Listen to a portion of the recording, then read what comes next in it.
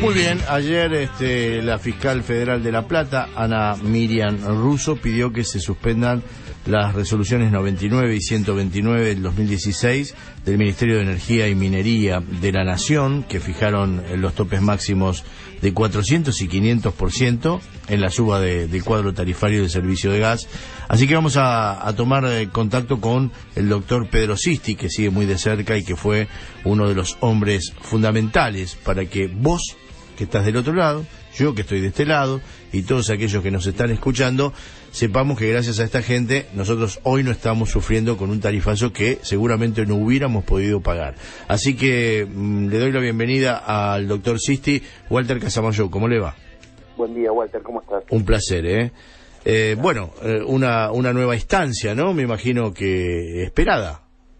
Sí, de hecho, o sea, para ser exactos, lo que hizo la fiscal fue dictaminar en base a la cautelar que nosotros presentamos, sugerirle al juez de alguna manera, para hacerlo más simple, que haga lugar, que nos dé la razón en esta cautelar y suspenda la aplicación de estos topes, que lo único que hacían era hablar de una suba de tarifas que ya fue declarada inconstitucional. Uh-huh.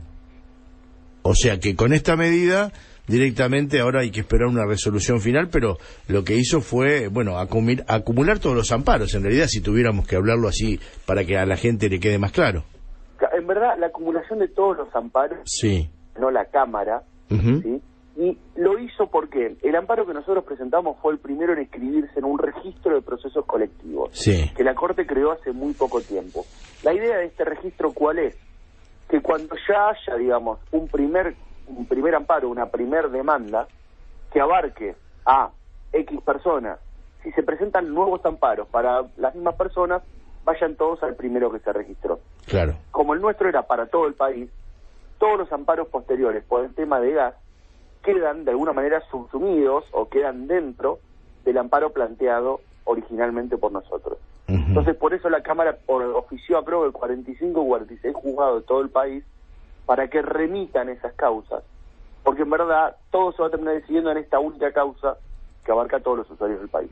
Claro. ¿Estás notando, porque te digo, me ha pasado a mí, que estoy viviendo en la zona de Ranela, que no estoy aquí en la ciudad de La Plata, pero escucho que acá también en la ciudad está pasando, tal vez una manera de apretar, digamos, entre comillas, las empresas a los usuarios cortándole el servicio, es decir, te cortó acá, te cortó allá, la luz sobre todo, el gas en algunos casos, y después saliendo a decir que, bueno, que esto tiene que resolverse rápidamente porque si no, no vamos a poder pagarle a los empleados, en todo caso, de todas este tipo de empresas. ¿Sentís que esto es como un apriete, como que están buscando la alternativa para, de alguna manera, acelerar el tema y obviamente sacar sus propios dividendos a favor?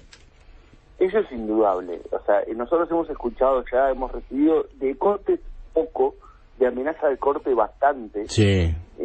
Y lamentablemente es como una presión que ejercen sobre los usuarios, claro, las empresas, que deberían ser controladas por los organismos de control. Claro. Es decir, ENRE contra Denoria de Sur, OSEBA por el AP y las otras prestadoras de la provincia, Enargas, en materia de gas, deberían estar a la cabeza de este tipo de reclamos, imponiéndole multas por el trato indigno que le están dando a los usuarios las empresas.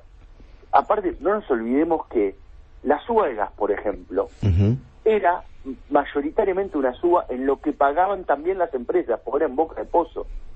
Entonces, primero, esto no iba a traer una mejora en el servicio, solo iba a encarecerlo.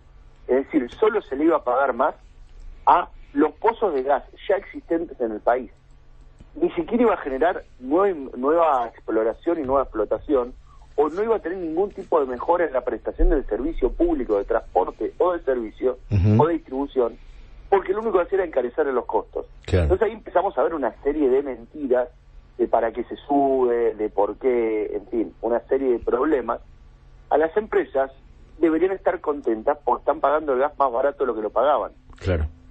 Pero en cambio no, entonces evidentemente hay un tipo de interés atrás de que ellos también quieren esta suba para poder subir la tarifa automáticamente. Claro. ¿Qué sentiste? Porque recuerdo cuando estábamos con el juez Arias sentado aquí, charlábamos recién había dictado la primera medida y fueron los primeros movimientos con respecto a esto.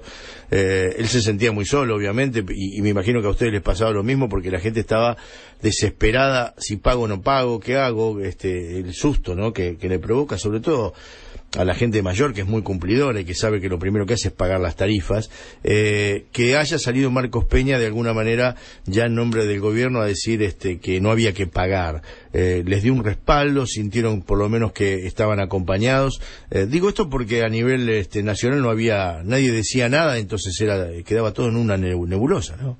No, tal cual. O sea, nosotros creo que nos trajo alivio, pues fue la primera vez que vimos de parte del gobierno algún tipo de sentido común en el manejo de esta cuestión. No nos olvidemos que cuando la Cámara falló, a los 4 días salieron el ministro de Energía, el jefe de gabinete, el ministro de Justicia, a hablar de un tope del 400% cuando se había anulado la totalidad de la suba de tarifas. Una locura. Eso lo único que hizo fue generar más confusión. Claro. De hecho, por eso presentamos esta cautelar contra esa resolución y la anterior, como diciendo que no quede ninguna duda de que acá la suba de tarifas se anuló, y hasta que no resuelva la Corte no pueden aplicar una suba ni siquiera del 1%.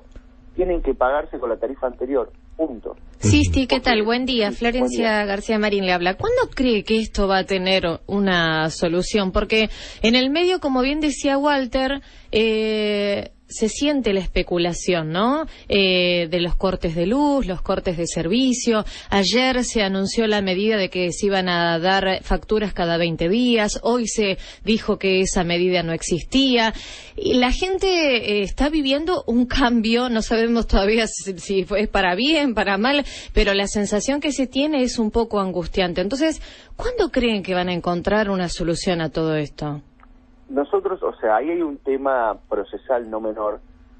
Suponemos que esta causa va a llegar a la Corte, nosotros la semana que viene vamos a estar contestando el recurso extraordinario y ahí la Cámara decidirá si lo acepta o no lo acepta y en caso de aceptarlo enviarlo a la Corte.